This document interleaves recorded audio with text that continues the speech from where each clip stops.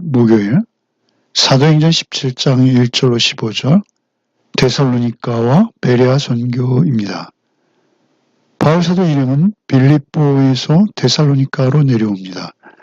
역시 회당에서 복음을 전하기 시작했고 큰 성과를 내게 됩니다. 그러나 또한 늘 그랬듯이 거기서도 유대인들의 방해로 데살로니가를 떠나 베레아로 내려오게 되죠. 각각 데살로니가와 베레아에서 무슨 일이 있었는지, 어떻게 그곳에 열매를 맺었는지 오늘 본문의 기록을 통해서 함께 나누시겠습니다. 먼저 1절로 9절을 읽겠습니다. 그들이 암비볼리와 아볼로니아로 다녀가 데살로니가에 이르니 거기 유대인의 회당이 있는지라. 바울이 자기의 관례대로 그들에게 들어가서 새 안식일에 성경을 가지고 강론하며 뜻을 풀어 그리스도가 해를 받고 죽은 자 가운데서 다시 살아나야 할 것을 증언하고 이르되 내가 너에게 전하는 이 예수가 곧 그리스도라 하니 그 중에 어떤 사람 곧 경건한 헬라인의 큰 무리와 적지 않은 귀부인도 고난을 받고 바울과 실라를 따르나 그러나 유대인들은 시기하여 저자의 어떤 불량한 사람들을 데리고 때를 지어 성을 소동하게 하여 야손의 집에 침입하여 그들을 백성에게 끌어내려고 찾았으나 발견하지 못하며 야손과 몇 형제를 끌고 읍장들 앞에 가서 소리질러 이르되 천하를 어지럽게 하던 이 사람들이 여기도 이르매 야손이 그들을 맞아들였도다. 이 사람들이 다 가이사의 명을 거역하여 말하되 다른 임금 곧 예수라는 이가 있다 하더이다 하니 무리와 읍장들이 이 말을 듣고 소동하여 야손과 그 나머지 사람들에게 보석금을 받고 놓아 주니라. 데살로니가에서도 역시 회당에서 복음을 전하기 시작하시죠. 먼저 2절에 성경을 가지고 강론했다라고 합니다. 그렇습니다. 언제나 성경이 근거가 되어야 하는 것이죠. 바울 사도께서 복음을 전할 때는 언제나 성경을 떠난 적이 없으십니다. 성경 그 자체가 복음의 주체인 예수 그리스도만을 향하고 있기에 당연한 것이죠. 3절에 뜻을 풀어 증언하기 시작했다 하십니다. 성경의 뜻을 알아듣기 쉽도록 설명하여 증거, 곧 증명하기 시작한 것입니다. 무엇을 증거했을까요?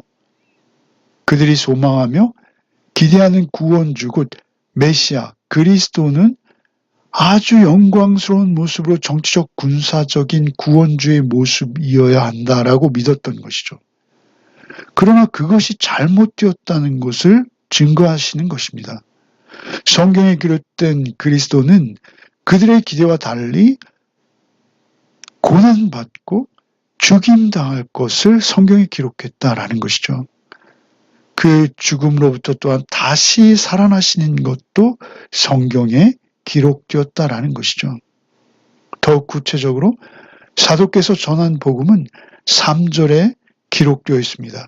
그리스도가 해를 받고 죽은 자 가운데서 다시 살아나야 할 것을 증거하신 것입니다. 하나님께서 우리를 구원하시기 위해서 아들 예수를 구원주, 곧 그리스도로 보내셔야만 했다라는 것을 선포하시는 것이죠. 우리가 앞서 살펴본 13장 16절로 41절에 비시디아 안디옥에서 행한 설교에서 잘 드러나듯이 성경을 근거로 증언하셨기에 구약 성경의 시편과 이사야서 또한 신명기의 의미들을 설명하셨으리라 보여집니다. 특별히 이사야 선지자의 글에서 고난받으시는 메시아의 모습과 종의 노래로 불려지는 대속의 구원주를 증언하신 것이죠. 하나님의 심판 앞에서 그 누구도 구원에 이를 수 없음을 설명하시고 결국 예수께서 십자가 대속의 죽으심으로만 구원에 이를 수 있다는 구약 성경을 근거로 한 증거들을 그들에게 보이는 것이죠. 그리고 또한 부활도 증거하십니다. 특별히 다윗의 후손으로 오실 메시아, 그는 썩지 않고 영원한 생명의 부활로 언약되어진 분이다 라는 것을 구약을 근거로, 구약의 예언을 근거로 설명하시는 것이죠. 그로 인해서 그를 믿는 자들은 성도들에게도 영원한 생명이 보장되었다라는 것을 전하는 것이죠. 그리고 이제 드디어 3절, 내가 너에게 전하는 이 예수가 곧 그리스도다 라고 증언하시는 것이죠. 예수, 그 십자가에 못 박히시고 다시 사신 예수가 우리의 메시아, 구원주, 그리스도다 라고 증언하시는 것이죠. 죄에 빠져서 하나님과의 관계가 끊어지고 영적으로 죽었던 우리를 살리시는 하나님의 구원은 하나님의 계획하심 속에 필연적인 사건으로 구약에 증거되었고 그것이 나타나 우리에게 이루어졌다라고 역설하시는 것입니다. 십자가에 죽으시고 부활하신 이 예수만이 그리스도, 곧 우리를 구원하시는 구원주 되심을 선포하고 증언하고 계속 그렇게 말씀하시는 것이죠. 그들은 많이 놀랐을 것입니다. 먼저 사도의 해박한 구약 성경의 근거에 대한 지식과 그 풀이에 놀랐을 것이죠. 그러나 더욱 놀라운 것은 바로 그 예수가 그리스도다라는 진리의 말씀을 접한 데 따른 놀라움입니다. 그리고 그들은 그것을 믿음으로 반응하게 된 것이죠. 그들은 즉시 복음에 반응합니다. 경건한 헬라인의 큰 무리와 적지 않은 귀부인들이 바울과 실라의 복음을 따르기 시작했다라고 본문이 기록하죠. 따른다라는 것은 그 단어가 새로운 교제를 시작했다라는 것입니다. 그래서 그들은 새로운 모임, 곧 새로운 공동체를 이루기 시작한 것이죠. 회당이 아닌 곳에서 그들이 이제 성경을 상고하기 시작한 것입니다. 성경을 묵상하기 시작한 것이죠. 역시 데살로니가에서도 유대인들의 시기로 어려움을 당하셨듯이 여기서도 유대인들이 불량배, 그 돈으로 매수되어 움직이는 폭력배들이죠. 그들로 인해서 어려움을 당하십니다. 또한 정부의 관리들에게도 고발되어지죠. 정치적 누명을 뒤집어 씌우려 합니다. 가이사에게 반역해서 다른 임금을 주장한다는 것이죠. 이것은 어느 정도 맞는 말입니다. 예수께서만 우리의 왕이 되시고 주권자가 되신다는 점에서 맞습니다. 그러나 바울과 실라에게는 어떠한 정치적인 의도도 없었습니다. 로마에 대항하고자 하는 것도 전혀 아니었죠. 어쨌든 큰 소동이 있은 후에 바울 사도 일행은 이제 베레아로 피하게 됩니다. 여기서도 핍박으로 인해서 더욱 복음이 퍼져나가게 되는 것이죠. 10절로 15절을 읽겠습니다. 밤에 형제들이 곧 바울과 실라를 베레아로 보내니 그들이 이르러 유대인의 회당에 들어가니라. 베레아에 있는 사람들은 데살로니가에 있는 사람들보다 더 너그러워서 간절한 마음으로 말씀을 받고 이것이 그러한가 하여 날마다 성경을 상고하므로 그 중에 믿는 사람이 많고 또 헬라의 귀부인과 남자가 적지 아니하나 데살로니가에 있는 유대인들은 바울이 하나님의 말씀을 베레아에서도 전하는 줄 알고 거기도 가서 무리를 움직여 소동하게 하거늘 형제들이 곧 바울을 내보내어 바다까지 가게 하되 실라와 디모데는 아직 거기 머물더라. 바울을 인도하는 사람들이 그를 데리고 아덴까지 이르러 그에게 실라와 디모데를 자기에게 속히 오게 하라는 명령을 받고 떠나니라. 바울과 실라는 급히 형제들에 의해서 베레아로 보내지는 것이죠. 그리고 역시 하던 대로 베레아에서도 유대인의 회당에 들어가십니다. 그런데 특별히 베레아 사람들은 데살로니가에 있는 사람들보다 너그러웠다라고 본문이 말하죠. 너그러워서 이것은 예전 성경에 신사적이어서로 번역되었습니다. 이것은 아주 도량이 넓고 공정하며 사려 깊다 이런 의미입니다. 객관적이고 공정한 입장에서 말씀을 깊이 생각해 보았다는 것이죠. 자신의 이해관계나 유불리를 따지지 않고 참으로 진리가 무엇인가 생각하는 것이죠. 공정하며 깊이 생각할 수 있는 품성은 참으로 중요합니다.